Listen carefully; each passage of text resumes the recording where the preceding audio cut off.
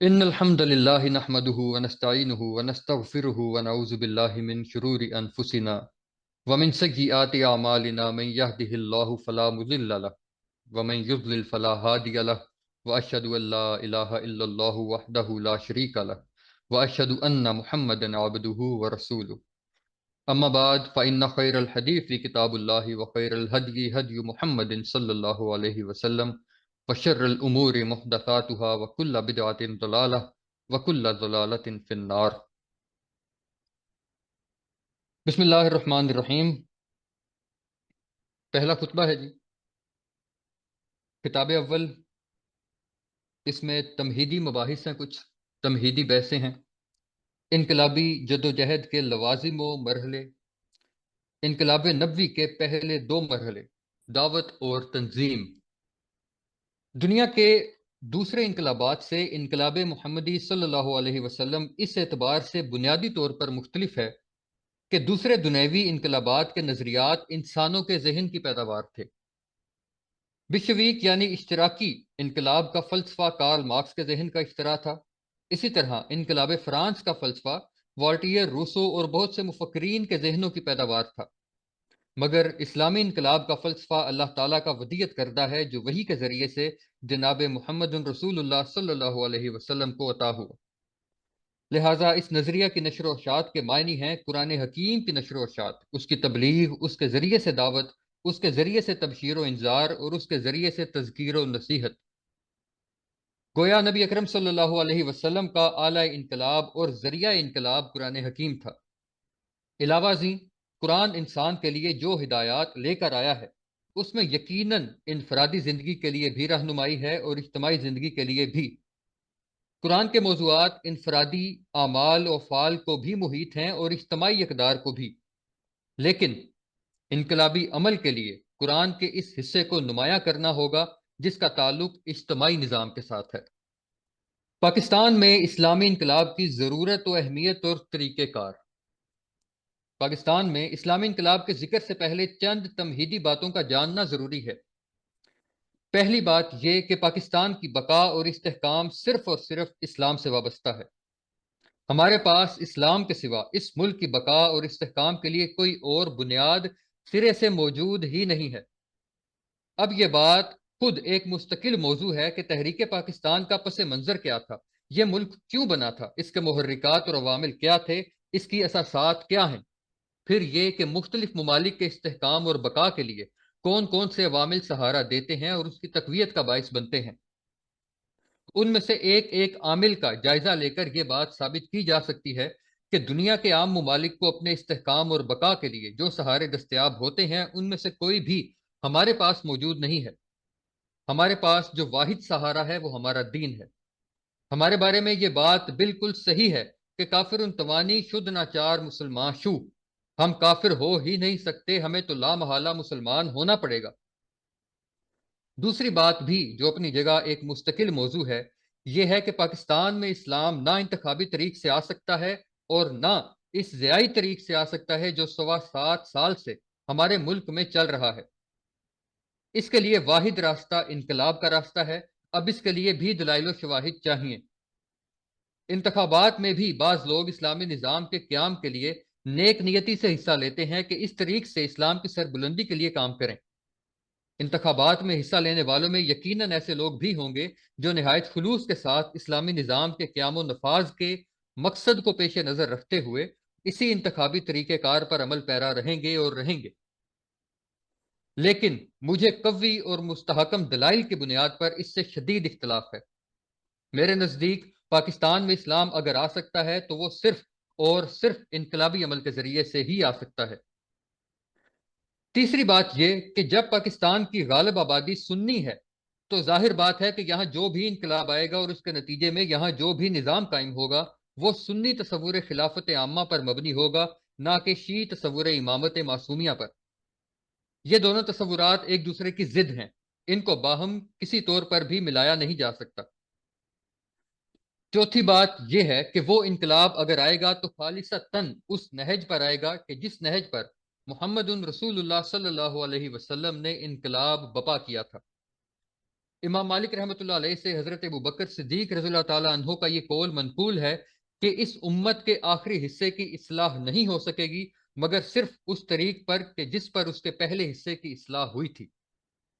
اس قول کے متعلق میرا تاثر اتنا یقینی ہے جتنا اس پر کہ کل سورج طلوع ہوگا، پھر یہ کہ اس کارگاہ عالم کی زندگی کا آخری دور شروع ہو چکا ہے، حالات اس رخ پر جا رہے ہیں کہ جن کی خبر نبی اکرم صلی اللہ علیہ وسلم نے دی تھی۔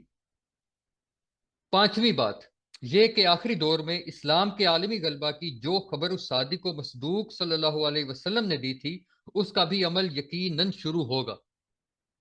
البتہ یہ کہاں سے شروع ہوگا اور کس خطۂ ارضی کو یہ سعادت نصیب ہوگی یہ ہم نہیں جانتے، یہ اللہ تعالیٰ بہتر جانتا ہے۔ آپ کو معلوم ہے کہ مکہ سے مایوس ہو کر نبی اکرم صلی اللہ علیہ وسلم نے اپنے طور پر طائف کا انتخاب فرمایا تھا، لیکن طائف میں جو کچھ حضور صلی اللہ علیہ وسلم کے ساتھ ہوا وہ کون نہیں جانتا۔ یوم طائف کو نبی اکرم صلی اللہ علیہ وسلم نے اپنی حیات طیبہ کا سخت ترین دن قرار دیا تھا، وہاں سے آپ صلی اللہ علیہ وسلم کو ناکام واپس آنا پڑا، لیکن اللہ تعالیٰ نے فیصلہ فرما دیا مدینہ منورہ کا۔ حضور کے قدم مبارک وہاں پہنچے بھی نہیں کہ وہاں انقلاب آ گیا۔ تمہیدن 6 افراد حج کے موقع پر ایمان لائے، اگلے سال ان میں سے 5 اور 7 دوسرے افراد یعنی کل 12 افراد حاضر خدمت ہو گئے۔ انہوں نے نبی اکرم صلی اللہ علیہ وسلم کے ہاتھ پر بیعت کی جسے کتب سیرت مطہرہ میں بیعت عقبہ یا اولا کہا جاتا ہے، اور درخواست کی کہ ہمیں اپنا کوئی جانشین یا جانثار شاگرد دے دیجئے جو ہمیں قرآن پڑھائے اور یثرب میں جو مدینہ منورہ کا پہلا نام ہے دعوت و تبلیغ کا فریضہ سر انجام دے۔ لہٰذا حضور صلی اللہ علیہ وسلم نے حضرت مصعب بن عمیر رضی اللہ تعالیٰ عنہ کو ان کے ساتھ جانے کا حکم دیا۔ حضرت مصعب بن عمیر رضی اللہ تعالیٰ عنہ کی 1 سال کی تعلیم قرآن اور دعوت و تبلیغ کے نتیجے میں اگلے سال 72 مرد اور 3 خواتین کل 75 افراد نے آ کر نبی صلی اللہ علیہ وسلم کے دست مبارک پر بیعت کی اور یہ بیعت ہجرت کی تمہید بن گئی۔ اسے بیعت عقبہ ثانیہ سے موسوم کیا جاتا ہے۔ ان 75 انصار نے عرض کیا کہ حضور صلی اللہ علیہ وسلم آپ ہمارے ہاں تشریف لائیے، اگر قریش یثرب پر حملہ آور ہوں گے تو ہم آپ کی اس طرح حفاظت کریں گے جیسے اپنے اہل و عیال کی کرتے ہیں۔ بعدہ جب حضور صلی اللہ علیہ وسلم ہجرت کر کے مدینہ منورہ تشریف لے گئے تو وہاں استقبال کی تیاریاں تھیں۔ کئی دن سے لوگ روزانہ شہر سے باہر آ کر آپ صلی اللہ علیہ وسلم کی تشریف آوری کے منتظر رہے تھے۔ ادھر مکے میں قریش خون کے پیاسے ہیں، جہاں 13 برس حضور صلی اللہ علیہ وسلم نے بنفس نفیس دعوت دی۔ یہاں تو نبی اکرم اور حضرت ابو بکر رضی اللہ تعالیٰ عنہ کو 3 دن رات غار سور میں روپوش ہونا پڑا۔ پھر یہ کہ تعقب ہو رہا تھا۔ سراقہ بن مالک جو بعد میں دولت ایمان سے بہرہ مند ہو گئے 2 مرتبہ قریب پہنچ گئے اور اللہ تعالیٰ نے موجزانہ طور پر حفاظت فرمائی۔ مکہ کا حال تو یہ ہے اور اہل مدینہ سراپا انتظار کر رہے ہیں کہ آپ صلی اللہ علیہ وسلم ایک بے تاج بادشاہ کی حیثیت سے وہاں داخل ہوں، تو یہ اللہ تعالیٰ کی مشیت اور اس کی قدرت میں ہے کہ وہ کس جگہ کو سعادت عطا فرمائے، کون سے مقام کو چن لے۔ یہ اسی کا انتخاب ہے۔ ہم نہیں جانتے کہ اسلام کی نشات ثانیہ اور عالمی سطح پر دین حق کے غلبے کا آغاز کس ملک سے ہوگا، لیکن یہ بات پورے یقین و وثوق سے کہی جا سکتی ہے کہ آخری دور کے بارے میں جن واقعات و حالات کی خبریں احادیث صحیحہ میں دی گئی ہیں وہ دور آ چکا ہے، اس کا آغاز ہو گیا ہے۔ کسی نہ کسی خطۂ ارضی کو یہ سعادت حاصل ہو کر رہے گی کہ اسے اللہ تعالیٰ صحیح اسلامی انقلاب کے لیے منتخب فرما لے، اور یہ انقلاب بالکل اسی نہج پر آئے گا جس نہج پر برپا فرمایا تھا محمد الرسول اللہ نے۔ انشاءاللہ تعالیٰ کہیں نہ کہیں اسی نہج پر انقلاب آئے گا جو عالمی سطح پر غلبہ دین کی تمہید بنے گا۔ ہم اللہ تعالیٰ سے دعا کرتے ہیں کہ پاکستان کا یہ خطۂ ارضی جو حقیقت کے اعتبار سے مملکت خدا داد ہے، یہ ہمارے قوت بازو اور ہماری جد و جہد کا نتیجہ نہیں ہے، اسے اللہ تعالیٰ اس سعادت کے لیے قبول فرما لے۔ بظاہر احوال تو مایوسی کے گھٹا ٹوپ اندھیرے سامنے آتے ہیں، پھر امید بنتی ہے کہ اللہ تعالیٰ کی قدرت سے کوئی چیز بعید نہیں ہے، اس کی شان والا تباریہ ہے۔ یخرج الحی من المیت و یخرج المیت من الحی، سورۃ الروم۔ اسے ہر شے پر قدرت حاصل ہے، وہ شر سے خیر برآمد کرتا ہے جس کا کہیں سان گمان نہیں ہوتا۔ لہٰذا ہمیں اللہ تبارک و تعالیٰ کے فضل اور قدرت سے مایوس نہیں ہونا چاہیے، البتہ اس کے لیے ضروری ہے کہ ہم معروضی طور پر آبجیکٹیولی غور کریں اور سمجھیں کہ انقلاب کا محمدی طریق ہے کیا۔ बहस व तमहीस के 3 हिस्से। एक बात तो बिल्कुल आगाज ही में सीरत नबी सल्लल्लाहु अलैहि वसल्लम के वाक़यात व हालात के हवालों रेफरेंसेस के बगैर असूली तौर पर जान लेनी चाहिए कि इनकलाब किसी भी नौ का हो, उसके लिए 6 मराहिल तय करना नागजीर होता है। यह बात सीरत नबी सल्लल्लाहु अलैहि वसल्लम के मारूजी मताले से हद दर्जा वाज़िया है। अलबत्ता यह ज़रूरी है कि मुतालिया सीरत मुतहरा के दौरान जो हालात वाक़यात पेश आए, उन्हें ख़ास से आम करके यानी जनरलाइज करके जो असूलो मुबादी मुस्तंबत होते हैं, उनकी रोशनी में इनकलाबी अमल के मराहिल मदारिज और लवाजिम तय किए जाएं। फिर हम देखेंगे कि इस मुस्तंबत खाके में रंग भरने के लिए हमें सीरत मुबारका सल्लल्लाहु अलैहि वसल्लम से जो रहनुमाई मिलती है वो क्या है। और तीसरी बात जो अमली एतबार से बहुत ज़रूरी है ये होगी कि हमारे हालात और नबी अकरम सल्लल्लाहु अलैहि वसल्लम के दौरे सईद के हालात में बहरहाल 1400 बरस से कुछ ज़्यादा ही मुद्दत का फसल है। इस दौरान हालात में बहुत कुछ तगय्युर और तबद्दुल हुआ है और इंसान के तमद्दुनी और इमरानी तसव्वुरात में बहुत कुछ इर्तिका हुआ है। फिर एक नुमाया तरीन फ़र्क यह है कि नबी अकरम सल्लल्लाहु अलैहि वसल्लम का पूरा इनकलाब एक खालिस मुशरिकाना और काफिराना माहौल में पाया तकमील को पहुंचा था, जबकि हमें इस्लामी इनकलाब के लिए जो काम करना है वो इस्लाम के दावेदार मुसलमानों में करना है, काफिरों में नहीं। लिहाजा इन हालात की बिना पर हमें गौर करना होगा कि जो तरीक़ेकार हमें सीरत नबी सल्लल्लाहु अलैहि वसल्लम में मिलता है, आया बैना वही इख्तियार करना लाजिम है या उस तरीक़ेकार में हमें दरपेश हालात के फ़र्क व तफावुत की वजह से कहीं कुछ इज्तिहाद करना होगा। इनकलाबी अमल के लवाजिम व मराहिल। मौजूदा दौर में इंसानी ज़िंदगी को आमतौर पर दो हिस्सों में तकसीम किया जाता है, एक इनफरादी और दूसरा इज्तमाई। मजहब का ताल्लुक इनफरादी ज़िंदगी से समझा जाता है और इज्तमाइयत के लिए बुनियाद है सेकुलरिज्म, यानी ला दीनियत ला मजहबियत नहीं। इसलिए कि सेकुलरिज्म मजहब को तस्लीम करता है लेकिन उसे सिर्फ इनफरादी जिंदगी में महदूद करार देता है। इस इनफरादी मजहबी जिंदगी के भी 3 हिस्से हैं, अकीदा, इबादात और चंद रसूम। इधर इज्तमाही जिंदगी के भी 3 हिस्से हैं, माशरती निज़ाम, माशी निज़ाम और सियासी निज़ाम। गोया 3 गोशे इनफरादी जिंदगी के और 3 गोशे इज्तमाही जिंदगी के मिलाकर कुल 6 गोशे हो गए। इसी तरह इनकलाबी अमल को भी 6 मराहिल से गुजरना होता है। पहला, इनकलाबी नजरिया और उसकी अशात। इनकलाबी अमल का पहला मरहला यह है कि कोई इनकलाबी नजरिया, कोई इनकलाबी फिक्र, कोई इनकलाबी फलसफा मौजूद हो जिसकी खूब नशर शात की जाए। जाहिर बात है कि इनकलाब किसी इनकलाबी नजरिए की बुनियाद पर आता है। उसका नुक्ता आगाज, स्टार्टिंग पॉइंट यह है कि इस नजरिया की नशर शात की जाए, उसे फैलाया जाए, उसे लोगों के सामने पेश किया जाए और लोगों को उस नजरिया की अफादियत का दलाइल से कायल बनाया जाए। इसमें अहम बात यह है कि इनकलाब तब ही आएगा जब इनकलाबी नजरिया इज्तमाही जिंदगी के इन 3 गोशों में से किसी एक से लाजमन मुतालिक हो जिसका ऊपर जिक्र हुआ। अगर मजहबी इसलाह का काम हो रहा हो, अकायद की तस्हीह हो रही हो, इबादात की अदायगी की तरगीब व तशवीक और उसके नतीजे में उनकी तरवीज हो रही हो, तो यह मजहबी काम है या बाल्फाज दीगर रूहानियत और इखलाकी इसलाह के काम है। लेकिन इनकलाबी अमल का आगाज तो किसी ऐसे नजरिया की बुनियाद पर होगा जिसका ताल्लुक इंसान की माशरती, माशी और सियासी जिंदगी से हो। इसलिए कि दर हकीकत इनकलाब का महल, मकाम और मैदान इज्तमाही जिंदगी का दायरा है। लिहाजा ये जरूरी है कि कोई ऐसा नजरिया, कोई ऐसा फलसफा, कोई ऐसा फिक्र हो जो इंसान की इज्तमाही जिंदगी के किसी गोशे के बारे में इनकलाबी तब्दीली का आलम बरदार हो और वहां जो निज़ाम कायम है वो उसकी जड़ों पर तेशा बनकर गिरे। उसी से इनकलाबी अमल का आगाज होगा। दूसरा, इनकलाबी जमात की तश्कील और तंजीम। इनकलाबी अमल का दूसरा मरहला यह होगा कि जो लोग इस इनकलाबी नजरिए को जहनन कबूल कर लें, उनको मुनज़्ज़म किया जाए। उस तरह एक इनकलाबी जमात वजूद में आए। इस जमात के लिए 2 चीजें लाजमी होंगी। एक तो ये कि इसकी दर्जा बंदी बिल्कुल नई होनी चाहिए। पुराने निज़ाम के तहत लोगों की जो दर्जा बंदी है, अगर वही दर्जा बंदी इस जमात के अंदर भी रहे तो फिर वो इनकलाबी जमात नहीं होगी। यहां तो बिल्कुल नई दर्जाबंदी होगी कि कौन किस कदर गहरी वाबस्तगी, कमिटमेंट इस इनकलाबी नजरिया से रखता है, किसने इस इनकलाबी नजरिए के तकाजों को खुद अपने ऊपर लाजिम किया है और कौन इस इनकलाबी नजरिए के लिए कितनी कुर्बानी दे चुका है और कितनी मजीद देने को तैयार है। जिसने जितनी पेशकदमी की है इतना ही वो आगे चला जाएगा, चाहे साबका निजाम में वो शूद्रों और अछूतों में शुमार होता हो और सबसे घटिया और नीच समझा जाता हो। اس کی کوئی حیثیت نہ ہو، لیکن اگر اس نے اس انقلابی نظریے کو خلوص و اخلاص اور گہرائی کے ساتھ قبول کیا ہے، اس کے ساتھ اس کی مکمل ذہنی اور عملی وابستگی کمٹمنٹ ہے، اس کے لیے وہ قربانیاں دے رہا ہے، تو وہ توقیر و تکریم اور ذمہ داریوں کے اعتبار سے پیدائشی برہم ہونے سے کہیں آگے نکل جائے گا۔ اگر یہ بات نہیں ہوگی تو وہ جماعت انقلابی جماعت نہیں ہے۔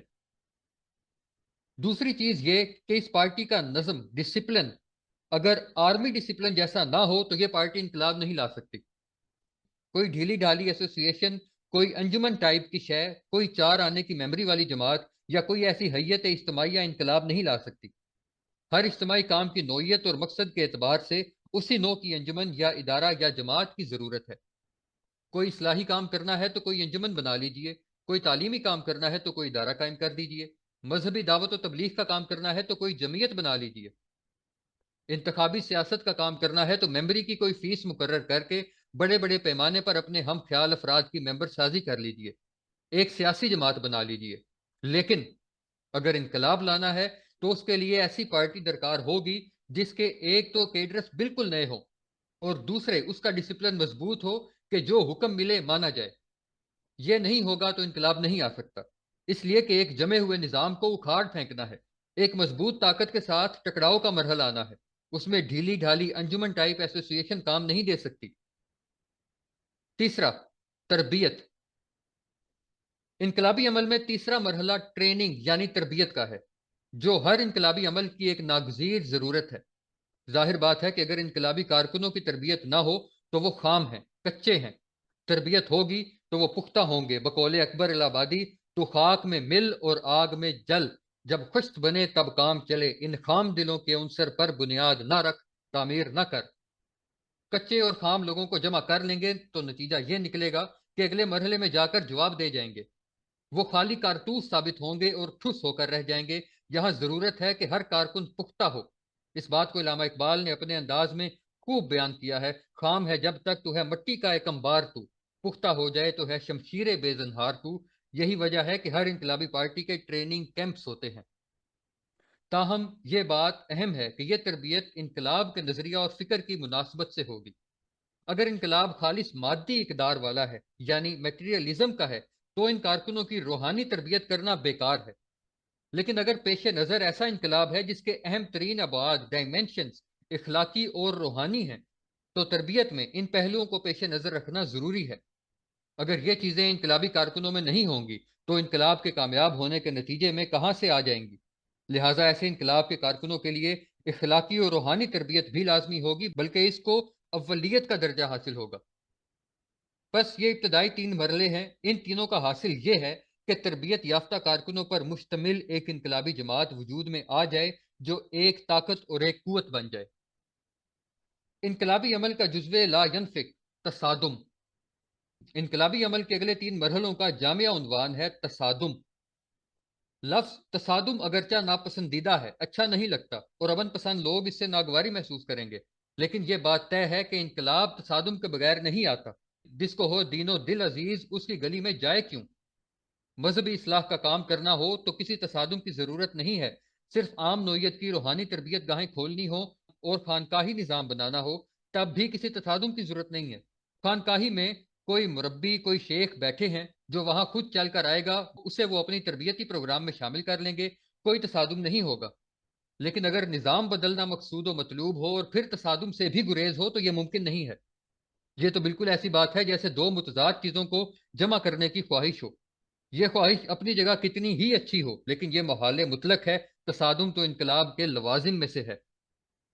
پھر یہ ایک بدیہی امر ہے کہ تصادم کا آغاز اصل میں انقلابی جماعت کرتی ہے، اس لیے کہ ایک جگہ ایک نظام قائم ہے، جیسا بھی ہے وہ چل رہا ہے۔ اگر ظالمانہ، استبدادی اور استحصالی ہے تو مظلوم طبقات اس نظام کو برداشت اور تسلیم کیے ہوئے ہیں۔ ان حالات میں ایک جماعت ابھرتی ہے اور کہتی ہے کہ یہ نظام غلط ہے، ہم اس کو بدل کر رہیں گے، تو در حقیقت تصادم کا آغاز اس جماعت نے کیا۔ اس نے اس نظام کو غلط قرار دے کر اس کو بدلنے کے عزم کا اظہار کیا جو وہاں ایک طویل عرصے سے چلا آ رہا ہے، جس کے ساتھ لوگوں کی اقدار و مفادات وابستہ ہیں، جو ان کے یہاں قابل احترام روایات کا درجہ رکھتا ہے۔ وہ انقلابی جماعت کہتی ہے کہ یہ کام غلط ہے، یہ نظام غلط ہے، گویا کہ تصادم کا آغاز اصلاً انقلابی جماعت کی طرف سے ہوتا ہے۔ اب اس کا نتیجہ جو نکلتا ہے اس کے 3 فیزز ہیں، مدارج ہیں۔ چوتھا، تشدد و تعذیب کے جواب میں صبر محض۔ تصادم کے عمل میں پہلا درجہ پیسیو ریزسٹنس یعنی صبر محض کا ہے۔ اس کی وجہ یہ ہے کہ جب انقلابی جماعت اس نظام کو غلط و فاسد قرار دیتی ہے تو لوگ اس جماعت کو آزاد تو نہیں چھوڑ دیں گے، پہلے وہ اس کے انقلابی فکر اور نظریہ کو چٹکیوں میں اڑائیں گے، استہزاء اور تمسخر کریں گے، فکرے چست کریں گے، مذاق اڑائیں گے، کہیں گے کہ ان کا دماغ خراب ہو گیا ہے، دیوانے اور مجنون ہیں۔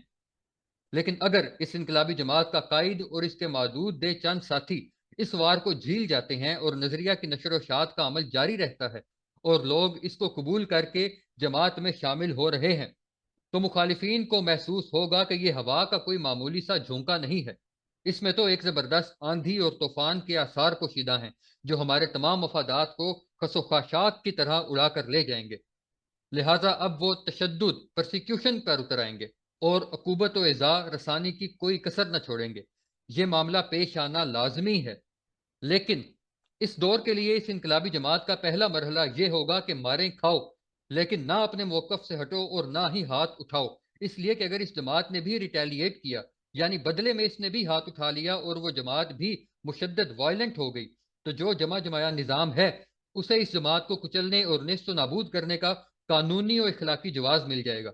چنانچہ ان کو یہ جواز نہ دیا جائے، بے جواز ماریں اور پیٹیں، ایذا رسانی کرتے رہیں، لیکن ان کو یہ الزام لگانے کا موقع ہرگز نہیں ملنا چاہیے کہ یہ جماعت خود بھی متشدد ہے اور عوام الناس کو بھی تشدد اور بدامنی کے لیے ابھار رہی ہے۔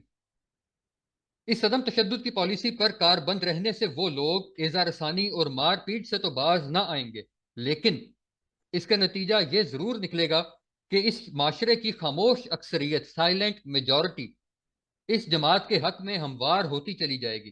قدرتی طور پر لوگوں کے ذہنوں میں یہ سوال پیدا ہوگا کہ آخر یہ لوگ کیوں پیٹے جا رہے ہیں، ان کو ایذائیں کیوں دی جا رہی ہیں، آخر ان کا کیا جرم ہے، کیا انہوں نے چوری کی ہے یا ڈاکہ ڈالا ہے یا کسی غیر اخلاقی حرکت کا ارتکاب کیا ہے۔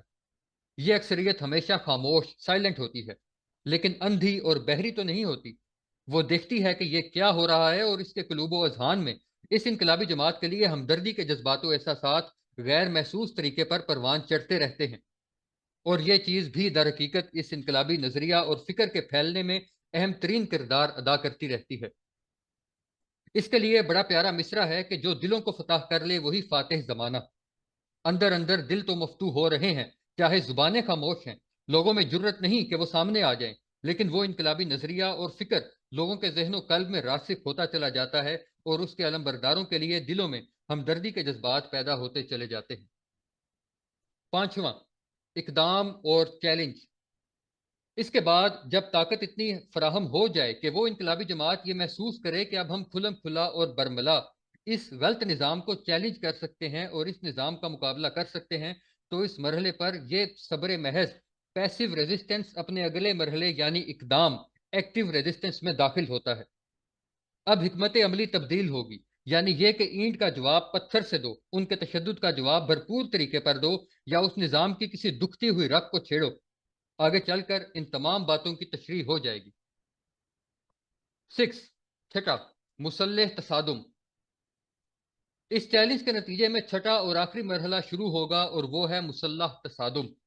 جب تک وہ انقلابی جماعت اقدام نہیں کر رہی تھی یعنی ماریں کھا رہی تھی اور ہاتھ نہیں اٹھا رہی تھی تب تک اور بات تھی، اب اگر اس جماعت نے بھی ہاتھ اٹھا لیا تو وہ نظام اس پر پوری طاقت اور قوت کے ساتھ حملہ آور ہوگا، اور یہ ہے وہ آخری مرحلہ، فائنل فیز، جس کے اندر جسمانی ٹکراؤ فزیکل کولیجن ہو کر رہتا ہے۔ اسی کے لیے اصطلاح ہے مسلح تصادم یعنی آرمڈ کانفلکٹ۔ ظاہر بات ہے کہ جب یہ چھٹا مرحلہ شروع ہو جائے تو اب فریقین کے ہاتھ میں کچھ نہیں رہا، اب تو تاریخ بتائے گی، حالات فیصلہ کریں گے، اور دو میں سے ایک نتیجہ بہرحال نکلنا ہے، اور وہ ہے تخت یا تختہ۔ تیسرا اور کوئی راستہ نہیں ہے۔ اگر پہلے 5 مراحل صحیح طور پر طے ہوئے ہیں، انقلابی عمل مستحکم ہوتے ہوئے اور کنسولیڈیٹ کرتے ہوئے آگے بڑھا ہے، صحیح تربیت ہوئی ہے، صحیح تنظیم ہوئی ہے، اور خاص طور پر یہ کہ پہلے 5 مراحل کو طے کرنے کا صحیح حق ادا کیا گیا ہے، تو انقلابی جماعت کامیاب ہو جائے گی، انقلاب وقوع پذیر ہوگا، اور اس انقلابی نظریہ کے مطابق نظام یکسر تبدیل ہو جائے گا، ورنہ اسے کچل کر رکھ دیا جائے گا۔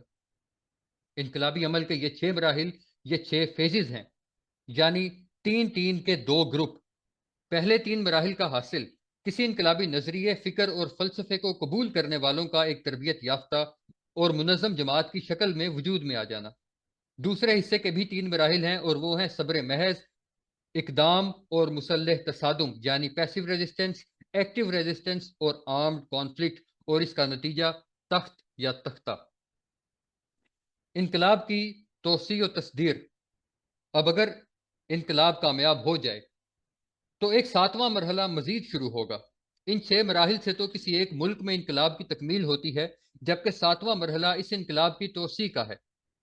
اس لیے کہ ایک نظریاتی انقلاب کا یہ خاصہ ہے کہ وہ جغرافیائی اور قومی حدود کا پابند نہیں ہوتا۔ وہ ایک فکر، ایک فلسفہ، ایک نظریہ کی بنیاد پر آتا ہے، اور نظریہ وہ شے ہے جس کے لیے نہ پاسپورٹ کی ضرورت ہے، نہ ویزا کی حاجت۔ نظریہ کے لیے سرحدیں رکاوٹ نہیں بنتی۔ نظریہ تو امریکہ جیسے دور دراز ملک سے چلتا ہے اور پاکستان پہنچتا ہے۔ نظریہ کے بڑے مضبوط پر ہوتے ہیں جن کے ساتھ وہ اڑتا ہوا سرحدوں کے تمام موانعات، بیریئرز کو عبور کرتا ہے۔ اگر اس نظریہ میں جان ہے تو وہ دوسرے ممالک میں اپنی جڑیں قائم کرے گا، جس کے نتیجے میں انقلاب کی توسیع ہوگی اور وہ پھیلے گا، جیسے انقلاب فرانس۔ فرانس تک محدود نہیں رہا، اور بلشویک یعنی اشتراکی انقلاب صرف روس تک محدود نہیں رہا۔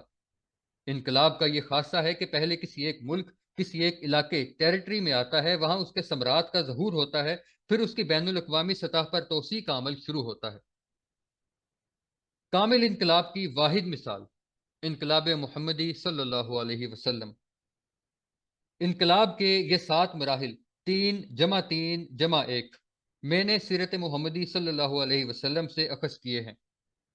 اس کے سوا میرے نزدیک ان کا کوئی اور ماخذ نہیں ہے، کیونکہ کامل اور ہماگیر انقلاب کا منہاج اور نقشہ صرف سیرت محمدی صلی اللہ علیہ وسلم سے ہی مل سکتا ہے۔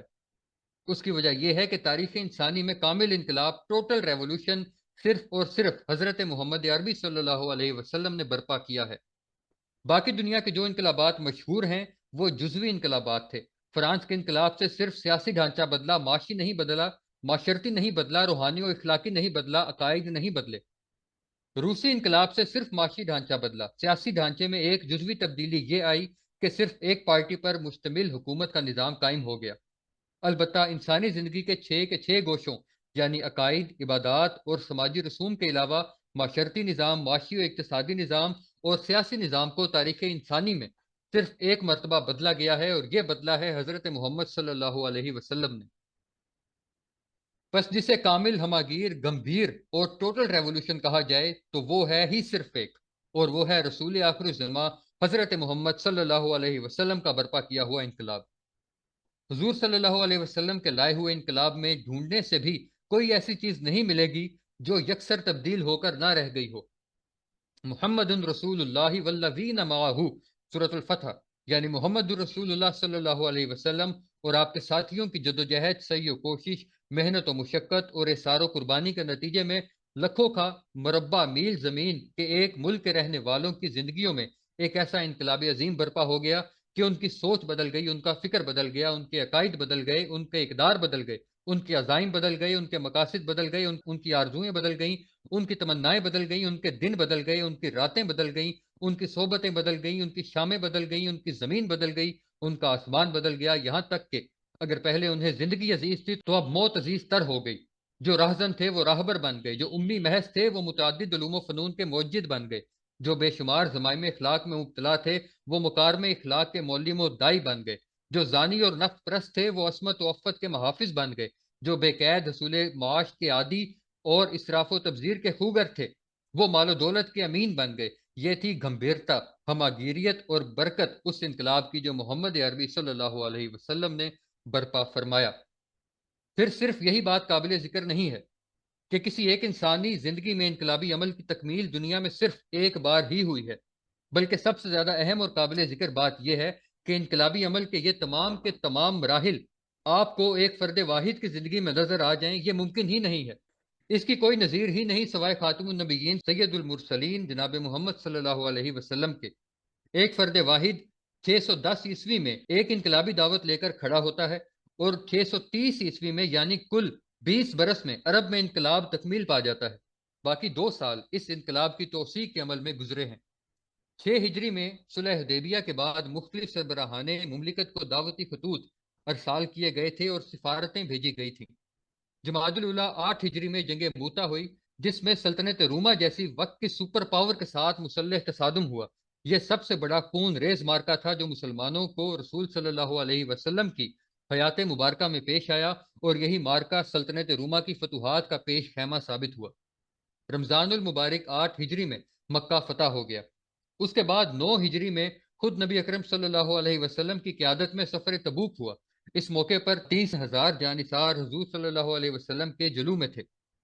پھر یہ کہ حضور صلی اللہ علیہ وسلم نے وفات سے چند دن قبل حضرت اسامہ بن زید رضی اللہ تعالیٰ عنہ کی سربراہی میں شام کی ایک مہم کے لیے لشکر ترتیب فرمایا۔ وہ لشکر ابھی روانہ نہیں ہوا تھا کہ مرض نے شدت اختیار کی، اور ربیع الاول 11 ہجری میں نبی اکرم صلی اللہ علیہ وسلم نے الرفیق الاعلیٰ کی طرف مراجعت فرمائی۔ اندازہ کیجئے کہ 21-22 برس کے لگ بھگ مختصر ترین عرصے میں نبی اکرم صلی اللہ علیہ وسلم نے ایک ہمہ گیر اور ہمہ جہتی انقلاب کی از ابتدا یا انتہا بنفس نفیس تکمیل فرما دی، جس کی دنیا میں کوئی نظیر نہ پہلے موجود تھی نہ قیامت ملے گی۔ دنیا کے دوسرے 2 انقلابات مشہور ہیں، یعنی انقلاب فرانس اور انقلاب روس۔ ایک طرف تو یہ انقلابات جزوی تھے، اور دوسری طرف قابل ذکر بات یہ ہے کہ ان انقلابات کا فکر دینے والا کوئی اور تھے، اور انقلاب برپا کرنے والے کوئی اور۔ پھر انقلابی فکر پیش ہونے اور اس کے نتیجے میں عملاً انقلاب بپا ہونے میں اچھا خاصا زمانی فصل ہے۔ انقلاب فرانس اس فکر کے نتیجے میں رونما ہوا جو والٹیئر اور روسو جیسے بے شمار مصنفوں کی کتابوں کے ذریعے کافی عرصے تک پھیلتا رہا۔ اس طرح انقلاب روس کی اساس کار مارکس کتاب داس کیپٹل پر قائم ہوئی، لیکن خود مارکس کی زندگی میں ایک گاؤں میں بھی انقلابات کے عملاً برپا ہونے کا امکان تک پیدا نہ ہو سکا۔ مارکس جرمنی کا رہنے والا تھا، لیکن انقلاب روس میں آیا، اور اس کی موت کے قریباً 50 سال بعد لینن جیسے فعال شخصیت کے ہاتھوں آیا، اور وہ بھی اس لیے کہ روس کے داخلی معاملات اس حد تک بگڑ گئے تھے کہ وہ بلشویک انقلاب کے لیے سازگار ہو گئے تھے۔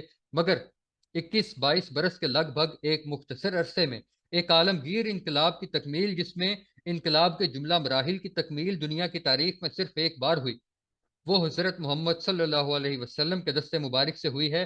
بعد میں رونما ہونے والے انقلابات میں اصل رہنمائی سیرت مطہرہ صلی اللہ علیہ وسلم سے ہی لی گئی ہے۔ بقول علامہ اقبال، ہر کجا بینی جہان رنگ و بو، آنکھ از خاکش بروید آرزو، یاز نور مصطفیٰ صلی اللہ علیہ وسلم اور ابہاست یا ہنوز اندر تلاش مصطفیٰ است، یعنی نبی اکرم صلی اللہ علیہ وسلم کے سعید و مبارک دور کے بعد دنیا نے جو کچھ سیکھا ہے وہ حضور صلی اللہ علیہ وسلم سے ہی سیکھا ہے، یا پھر انسان ٹھوکریں کھا کھا کر چاروں نہ چار اسی منزل کی طرف پیش قدمی کر رہا ہے جس کے منزل پر پہنچایا تھا محمد رسول اللہ نے۔ لہٰذا یاد رہے کہ انقلابی عمل کے مراحل کے استنباط کے لیے میرا ماخذ صرف اور صرف سیرت النبی صلی اللہ علیہ وسلم ہے۔ وآخر دعوانا الحمد للہ رب العالمین۔